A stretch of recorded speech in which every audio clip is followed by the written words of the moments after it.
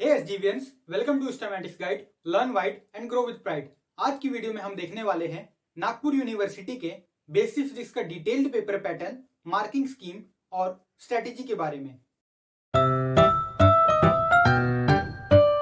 तो देखिए, सेट ए से आपको कोई भी एक प्रैक्टिकल परफॉर्म करना है 7 में से 10 मार्क के लिए, और सेट बी से आपको कोई भी एक प्रैक्टिकल परफॉर्म करना है 10 मार्क के लिए। फिर रिकॉर्ड बुक पे आपके 5 मार्क्स है और वाइवा में आपके 5 मार्क्स है। अब जब आप प्रैक्टिकल परफॉर्म या फिर प्रैक्टिकल एग्जामिनेशन में जाओगे तो आपके सामने पे चिट्स पड़ी होंगी। 7 चिट्स ए सेट के लिए और 7 चिट्स बी सेट के लिए। पहले सेट ए के लिए होगा तो 7 में से आपको कोई भी एक चिट चूज करनी है। वो कोई भी रैंडम केस होगा तो आपको कोई भी प्रैक्टिकल मिल सकता है। इसीलिए सबसे पहले आपको अपने प्रैक्टिकल्स के पीरियड्स में सेट ए को कंप्लीट करना है, ताकि सेट ए से अगर कोई भी रैंडम प्रैक्टिकल आ जाए तो कम से कम उसके तो आप 10 में से 10 मार्क्स ले सके। उसके बाद में ही सेट बी के प्रैक्टिकल्स पर जाना है। एक बार जब सेट ए के आपके सातों प्रैक्टिकल्स कंप्लीट हो जाते हैं तब आप सेट बी के प्रैक्टिकल्स पर जाइएगा। जब आप प्रैक्टिकल परफॉर्म करने जाओगे तो ऑब्जर्वेशंस कैसे निकालते हैं इस पर गौर कीजिएगा, और जो इक्विपमेंट रहेगा, जो कुछ भी अपैरेटस रहेगा, उसकी फोटो निकाल कर रख लीजिए। क्योंकि 2 महीने बीत जाते हैं और उसके बाद में जब आप प्रैक्टिकल एग्जाम में जाते हैं तो आप उन चीजों को रिकॉल नहीं कर पाते कि हमने कैसे परफॉर्म किया था, कैसे रीडिंग्स ली थी। इसलिए फोटोज निकालते जाइएगा एक एक स्टेप के। जैसे जैसे आपके एक एक प्रैक्टिकल्स कंप्लीट होते जाए वैसे वैसे जिन टीचर्स के अंडर पे आपने प्रैक्टिकल परफॉर्म किया है उन टीचर्स की साइन आपको लेनी है, ग्राफ में, प्रैक्टिकल में और इंडेक्स में। ये 3 जगह पर इंडेक्स आपको एक एक लाइन छोड़कर बनाना है, ताकि जो टीचर्स ने परफॉर्म करवाया है उन टीचर्स की साइन आप बराबर ले सके। आपको अब कुल मिला के 14 में से 11 प्रैक्टिकल्स कंप्लीट करने हैं, यानी कि मिनिमम 75%। आप चाहो तो सारे के सारे भी कंप्लीट कर सकते हो। मिनिमम मैं इसलिए बोल रहा हूं ताकि आपकी प्रैक्टिकल रिकॉर्ड पे साइन मिल सके और आपका प्रैक्टिकल रिकॉर्ड करेक्ट हो सके।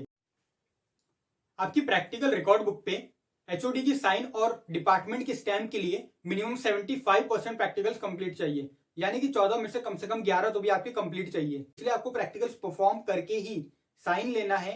जिन टीचर्स ने परफॉर्म करवाया है उनकी सिग्नेचर चाहिए प्रैक्टिकल रिकॉर्ड पे, और फिर उसके बाद में आपको एचओडी की साइन और डिपार्टमेंट का स्टैंप मिलेगा। इसके बाद में आपके 5 मार्क्स यहां से प्रैक्टिकल रिकॉर्ड बुक पे बन जाएंगे। अब आपका बचा हुआ है वाइवा। वाइवा होता है 5 मार्क्स का। ये आपको देना ही देना है, क्योंकि इसमें ज्यादा कुछ हार्ड क्वेश्चन आते नहीं है।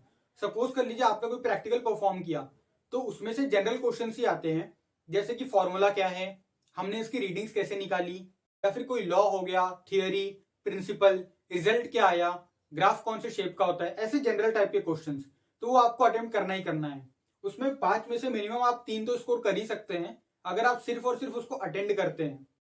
ये चारों के बारे में आप जान लेने के बाद में, जैसे कि आपने सेट ए कंप्लीट कर लिया तो यहां से आप 10 में से 10 मार्क्स ले सकते हो। रिकॉर्ड बुक अगर आपने अच्छे से कंप्लीट कर ली तो 5 मार्क्स यहां से बन जाएंगे, यानी कि आप 15 आउट ऑफ 30 आराम से स्कोर कर सकते हो। और अगर आप सिर्फ वाइवा को अटेंड करते हैं तो भी आपके 2 से 3 मार्क्स यहां से बन जाते हैं, यानी कि 2 या 3 मार्क्स आपको यहां से मिल जाएंगे। कुल मिला के 18-30 में से आराम से मिल जाएंगे, जिससे कि आप प्रैक्टिकल एग्जाम में पास हो जाएंगे। बस यहाँ पर पासिंग लेवल का ही बताकर दे रहा हूँ ताकि आपका बैक ना लगे। एक बार अगर बैक लग जाता है तो आपको फिर इंटरनल मार्क्स नहीं मिलते और फिर डिमोटिवेशन काफी बढ़ जाता है। तो हमें कोशिश करना है कि किसी भी हालत में, किसी भी पेपर में हमारा बैक ना लगे। ये हो गया पेपर पैटर्न और मार्किंग स्कीम के बारे में। अब इसके आगे हम डिटेल स्ट्रेटेजीज को जानते हैं। प्रैक्टिकल एग्जाम के वक्त आपको कुछ पॉइंट्स ध्यान में रखने हैं, वो मैं आपको बताकर देता हूं। तो देखिए, हमारे पास में ये 12 पॉइंट्स हैं। जनरली ये 12 चीजें हमारे प्रैक्टिकल्स में लिखी होती है। इनसे कुछ ऊपर नीचे हो सकता है, डिपेंड अपॉन प्रैक्टिकल। तो आपको देखिए प्रैक्टिकल एग्जाम में क्या क्या लिखना है। Aim, apparatus, formula, diagram. इनमें से मेथड और प्रोसीजर को बिल्कुल नहीं लिखना एग्जाम में। ये सिर्फ आपके लिए होता है कि आपको पता रहे कि परफॉर्म कैसे करना है। इसका मतलब ये नहीं कि आप इसको एग्जाम में लिखो, तो ये तो कैंसिल है, इसको बिल्कुल नहीं लिखना। फिर थियरी, प्रिंसिपल या फिर लॉ। सपोज कर लीजिए जैसे आप कोई ग्रेविटेशन का प्रैक्टिकल परफॉर्म कर रहे हैं तो उसमें Newton's universal law of gravitation ऐसा स्टेट करने के लिए आ सकता है।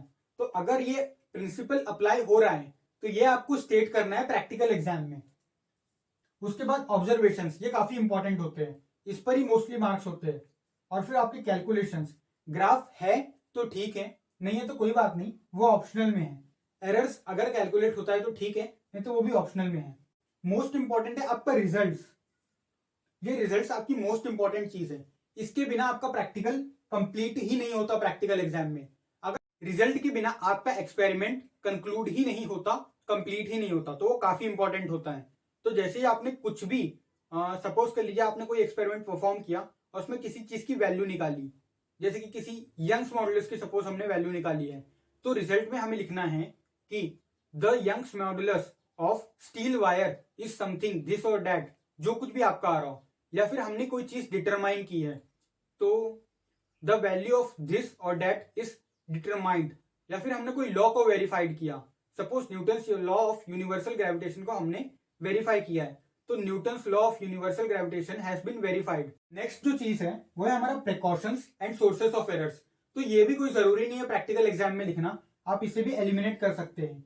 मेन चीज ये है 3, 3, 6, 7, 8, ये मेन 8 चीजों के ऊपर पे आपके मार्क्स होते हैं। और ये ग्राफ और एरर्स ऑप्शनल होता है, किसी एक्सपेरिमेंट में होते हैं किसी में नहीं होते हैं। ध्यान रखिएगा ये 8 चीजें तो कंपलसरी है और ये आपके एग्जाम में होना ही चाहिए।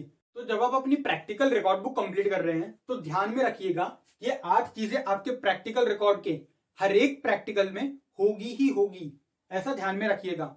बाकी चीजें ऑप्शनल है, हुआ तो ठीक है, नहीं हुआ तो कोई बात नहीं।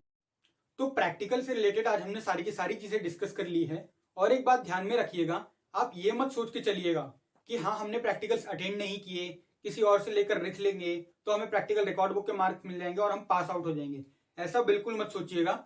वहां पे प्रैक्टिकल एग्जाम में आपको खुद परफॉर्म करना पड़ता है, एक्सटर्नल्स आते हैं देखने के लिए। तो आप तभी परफॉर्म कर पाओगे जब आपने खुद प्रैक्टिकल अटेंड किया हो। रीडिंग्स निकालने तभी आएंगी जब आपने खुद उन्हें कभी निकाला हो। हमारे साथ में क्या केस हुआ था वो मैं आप लोगों को बता कर देता हूँ। सेमेस्टर 2 की जब प्रैक्टिकल एग्जाम चल रही थी तब कई लोगों ने प्रैक्टिकल्स अटेंड ही नहीं किए थे। तो जब उन्हें इक्विपमेंट के सामने पे ले जाकर बैठा दिया गया और कहा गया कि ऑब्जर्वेशन निकालो, तो वो सिर्फ बैठे ही रह गए। कई लोगों को रीडिंग्स निकालने ही नहीं आ रही थी और पता भी नहीं था कि करना क्या है। तो वैसा केस आप लोगों के साथ में नहीं होना चाहिए।